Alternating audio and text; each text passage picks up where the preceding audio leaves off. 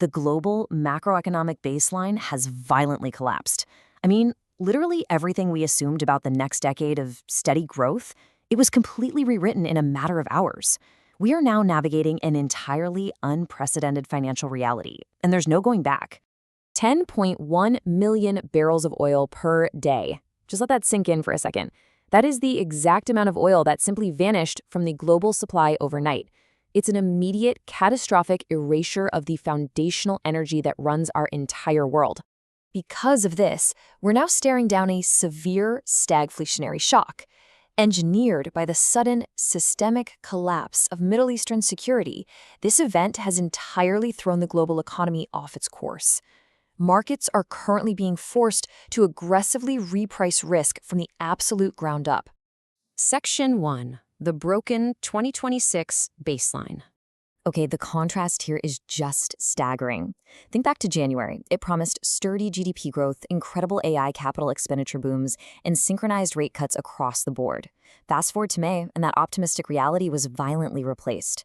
We're now tracking severe energy shortages, soaring inflation, and completely fractured trade. The widely accepted early 2026 narrative simply did not survive contact with this crisis. And right here, please note that this explainer is strictly for educational and informational purposes only. It is not financial advice as we map out this highly volatile, completely new market reality. Section 2. The Hormuz supply shock. The absolute catalyst for this global reversal is the near-total disruption of the Strait of Hormuz. And the International Energy Agency isn't using hyperbole here, folks. They've officially confirmed that this conflict triggered the most severe supply shock the world has ever seen. We're talking about a sudden, violent halt to a geographic choke point that normally handles roughly 20% of the world's seaborne oil trade. And crucially, there are virtually no viable bypass pipelines to make up for this immense volume. It's just trapped. So the immediate, localized chaos is immense. The maritime blockade caused a systemic collapse of the Gulf economic model. We saw stranded oil and LNG exports forcing major producers to just outright declare force majeure. It rapidly became a humanitarian emergency, too. 70% of regional food imports were disrupted. Multinational airspace was grounded, and terrifyingly, desalination plants, which are absolutely critical for their drinking water, came under direct attack. So with a fifth of global seaborne oil trade completely cut off, we have to ask ourselves, how far will this economic contagion actually spread? Because as history shows us time and time again, when foundational energy costs surge, the price of literally everything else follows. From fertilizer and agriculture, right down to heavy manufacturing and logistics, the cascading effects are basically unstoppable. Section 3. The global economic fallout. The fallout from this localized conflict instantly transformed into a massive worldwide macroeconomic crisis.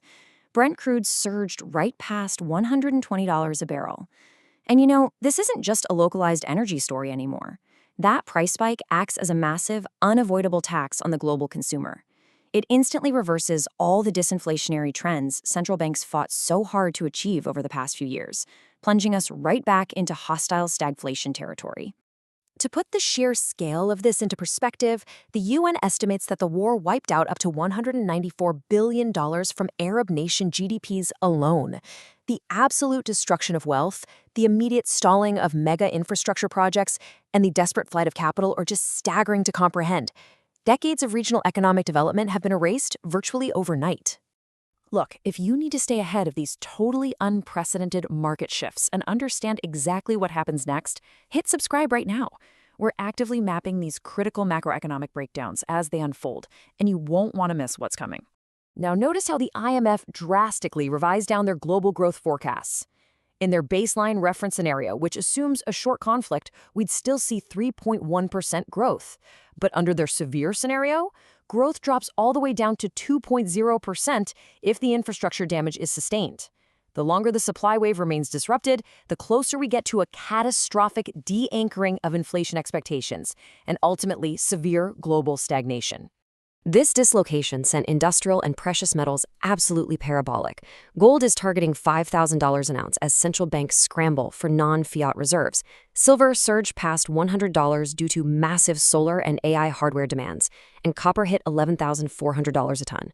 Meanwhile, the geopolitical strain caused the UAE to abruptly exit OPEC after 59 years, signaling a total fracture in the traditional energy cartel as nations desperately prioritize their own survival.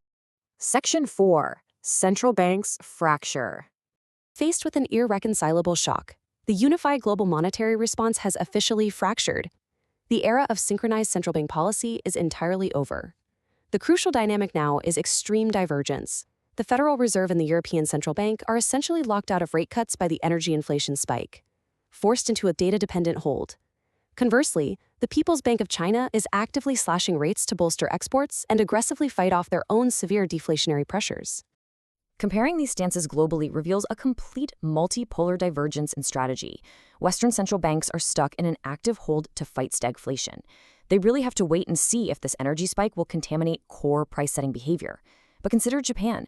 They're uniquely using this global energy shock to finally escape their decades-old deflationary regime, embarking on a path of gradual normalization. It's a completely different playbook depending on where you look. Section 5. The New Rules Reality. This brings us to the delayed payoff, the exact strategic framework you need to survive the shattered baseline. We've transitioned into a no-rules world. This is a system where transactional, situational, and personalized arrangements supersede established treaties and norms. The multilateral, rules-based system of the late 20th century is unwinding, acting as a massive accelerant to global anarchy, as major powers prioritize immediate resource security over diplomatic tradition. So the crucial point here is the overpowered framework. It reveals that global leverage has structurally shifted away from fiat capital. The new titans are the ones who control the physical building blocks: fossil fuel molecules, technoelectric electrons, and raw compute capacity. That right there is the new trinity of global leverage. If you control these physical layers, you dictate the absolute terms of the new economy. And this creates a severely bifurcated technological foundation. On one side, we see an American retrenchment into a petrostate model, which is based entirely on fossil fuel dominance. On the other side, we have Chinese techno-electric supremacy, aggressively exporting its electric stack to the rest of the world. The global economy is basically splitting right down the middle of these two competing energy and technology paradigms. Which means massive innovations like artificial intelligence must now labor under the extreme weight of inflation, debt, tariffs, and a fractured world. The AI ecosystem was supposed to carry us into a seamless productivity boom, right? But instead, it has to drag a broken global economy up a very steep, highly volatile stagflationary hill. To understand exactly how to position yourself for this techno-electric bifurcation and master these new rules, you need the full picture. Click to binge watch our next explainer on mastering the techno-electric stack right now.